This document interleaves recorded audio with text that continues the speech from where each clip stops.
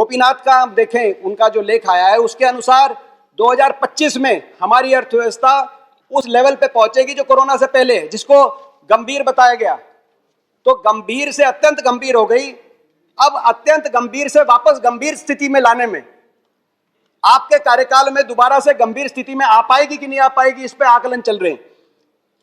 बहरहाल अब स्थिति यह है कि जैसे गर्मी के महीने में कोई नौसिखिया मिस्त्री कोई वाटर कूलर किसी घर में लगा हो, उसकी आके मोटर खोल दे मगर उसको बांधना ना आए और सबके पसीने छूट जाए, आपको भी समझ में नहीं आ रहा कि अब क्या हो। अब मैं टैक्सेशन पॉलिसीज पे आऊंगा। दो स्रोत तो होते हैं किसी भी वित्त मंत्री के पास, राजस्व और व्यय, रेवेन्यू और एक्सपेंडिचर। किससे पैसा लेंगे, किसको देंगे। गोस्वामी तुलसीदास जी ने रामायण के अंदर राम राज्य की जब कल्पना करी थी तो एक कुछ ऐसा लिख के गए थे जो आज भी हमारे लिए गाइडिंग प्रिंसिपल का काम कर सकते हैं। प्लीज। बरसत हर्षत सब लखे, करसत लखे न कोय, तुलसी प्रजा सुभाग से, भूप भानु सो होय।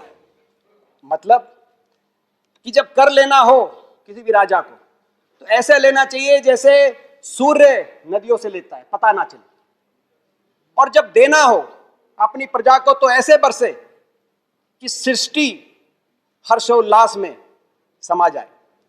मगर आपकी नीतियां इसके विपरीत हैं।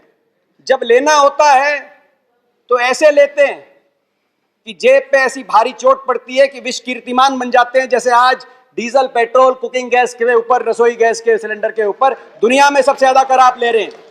और जब देना होता है तो ऐसा देते हैं कि जैसे आपने कोरोना में 20 लाख करोड़ का पैकेज दिया कि आज तक उस पैकेज का क्या हुआ, किस घर में कितना पहुंचा, ये कोई जवाब नहीं, वो अदृश्य हो जाता है। आप बिल्कुल विपरीत दिशा में चल रहे हैं। जो 2014-15 में अर्थव्यवस्था में corporate tax to GDP ratio 3.4% थी, आज वो कलेक्शन घट के 2.3% आ गई। कॉर्पोरेट टैक्स बढ़ना चाहिए था आपके अनुसार, निवेश होना चाहिए था, मगर कॉर्पोरेट टैक्स की कलेक्शन डाउन आ गई। ऐसे ही इनकम टैक्स की कलेक्शन डाउन आ गई। और आप कहां से निकाल रहे हैं? गरीब आदमी पे, जिनकी संपत्ति बढ़ रही है उन पे कोई टैक्स नहीं। और आप कह रहे एक और गरीब आदमी पे पेट्रोल, डीजल और रसोई गैस पे आप टैक्स लगा रहे हैं। आप ये कह रहे हैं कि कॉर्पोरेट टैक्स तो दुनिया में बराबर होना चाहिए, तभी हमारी कंपेटिटिवनेस बनेगी हमारी कंपनियों की। तो इनडायरेक्ट टैक्स, पेट्रोल और डीजल पे टैक्स दुनिया के बराबर क्यों नहीं होना चाहिए? मैं आपसे सवाल पूछता हूं, हमारे आम आदमी की कंपेटिटिवनेस क्यों नहीं होनी चाहिए? महंगाई, ऐसे पेट्रोल डीजल की बात आई, आज स्थिति ये है पेट्रोल डीजल पे आज 100 रुपए में से, धर्मेंद्र जी बोल रहे हैं, आज 100 रुपए में से 63 रुपए सरकार की जेब में जाता है अगर कोई पेट्रोल भरवाने जाए। और डीजल पे जो 2014-15 में जेटली जी के पहले बजट में 3 रुपए की एक्साइज ड्यूटी थी, आज वो 31 रुपए की एक्साइज ड्यूटी हो चुकी है। आपके पहले बजट में 75,000 करोड़ की कलेक्शन थी पेट्रोल, डीजल, रसोई गैस के सिलेंडर पे। आज इस बजट में वो 75,000 करोड़ से बढ़कर 3.5 लाख करोड़ की कमाई उसी जनता से आप कर रहे हैं और अच्छे दिन बता रहे हैं।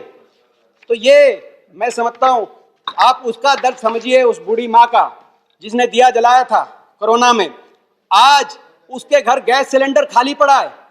आज वो चूल्हे पे लकड़ी से रोटी जला रही है और उसके धुएं से उसकी आंख में आंसू निकल रहे हैं।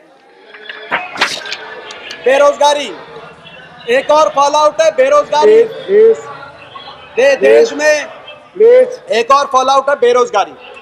देश की बेरोजगारी इतनी भयावह रूप ले चुकी है। आज हम जानते हैं एनएसएसओ के अनुसार 45 साल में सबसे ज्यादा बेरोजगारी, सीएमआई के अनुसार 70 साल का बेरोजगारी का रिकॉर्ड इस साल, पिछले जो वर्ष गया, इसमें टूटा है। केवल कोरोना में 12 करोड़ लोग बेरोजगार हो गए। डिमोनेटाइजेशन में 50 लाख, अजीम प्रेम जी यूनिवर्सिटी का अनुसार था, उस समय 50 लाख लोग बेरोजगार हो गए। आपका 2 करोड़ रोजगार देने का वायदा था, यानी कि 7 साल में 14 करोड़ रोजगार मिलने चाहिए थे। इसके अनुसार तो जो है ये केवल इन 2 कोरोना और डिमोनेटाइजेशन की वजह से 12.5 करोड़ रोजगार आपके कम हो गए। हर घर में एक बेरोजगार। आप कह रहे पकोड़े तलिए, मैं मानता हूं वो भी हो सकता है, मगर अगर हर घर में ही बेरोजगार है। हर घर में अगर कढ़ाई चढ़ा के पकोड़े तलने का काम होगा तो खरीदेगा कौन? वो खरीदेगा कौन? वो पकोड़े तलेंगे, और अगर खरीदेंगे नहीं तो अगले दिन के लिए बेसन और तेल का इंतजाम कैसे करेंगे? हर घर में बेरोजगारी। किसान की बात, मैं किसान की परिस्थिति पे आना चाहता हूं। किसान, आज आप कह रहे हैं कि 4 महीने से किसान बैठा है, क्यों बैठा है? ये वही किसान है जिसने अर्थव्यवस्था को जीवित रखा कोरोना के समय भी। ये किसान है जिसको उम्मीद थी आपसे कि आप किसान की आमदनी दुगनी करके, वायदे दुगनी करने के अपने वायदे को निभाएंगे, मगर क्या हुआ? आपने इस बजट के अंदर किसान कृषि क्षेत्र का आवंटन 8.5% घटाने का काम किया जब ये आंदोलन चल रहा था। बात तो थी एमएसपी दुगनी करने की, बात तो थी इनकम दुगनी करने की। मैं 2 मिनट में अपनी बात तो थी दुगनी करने की, मगर अब क्या हुआ? जैसे एक छोटा सा बच्चा चिल्ला रहा था, मलाई दो अपनी मम्मी से, रोटी लेके गई, मलाई दो। उसके दादा ने पूछा क्यों चिल्ला रहा है? बोला मलाई मांगता है। तो बोला एक काम करो, इसकी रोटी छीन लो, फिर मलाई छोड़ देगा, रोटी चिल्लाएगा, फिर रोटी चिल्ला देना। या एमएसपी की बजाय, डबल करने की बजाय अब एमएसपी छीनने की बात आ गई। और मैं एक बात कहना चाहता हूं सदन के माध्यम से, अपनी बात को कंक्लूजन की तरफ लेके जाने के लिए। ये किसान 26 तारीख को 4 महीने हो जाएंगे, 4 महीने से बैठे, 300 से ज्यादा जानों की कुर्बानियां हो गई। मैं सरकार से आग्रह करना चाहता हूं, उपसभापति महोदय, मैं 2 मिनट में अपनी बात, 1 मिनट में अपनी बात, मैं आग्रह करना चाहता हूं कि सरकार इन किसानों की सुने, संवेदनशीलता दिखाए, सदन से कम सहानुभूति का एक वाक्य, संवेदना का एक शब्द। 300 लोगों ने जान कुर्बान, क्या कभी किसी ने ऐसा आंदोलन देखा है? इतनी जानें कुर्बान करने के बाद भी 20-20 किलोमीटर का धरना आ जाए। आप संवेदना का एक शब्द करिए, किसानों की बातों को माने, और किसानों के 300 जो जाने गई हैं उनके लिए, उन परिवारों के लिए आर्थिक पैकेज की घोषणा करें, कुछ रोजगार का उनके लिए प्रबंध करें, और इन किसानों को खुशी खुशी घर लौटने का आप रास्ता दें। मैं हाथ जोड़ के आपसे प्रार्थना करना चाहता हूं, देश की सरकार, देश की सदन, किसानों की ये खिल्ली ना उड़ाओ।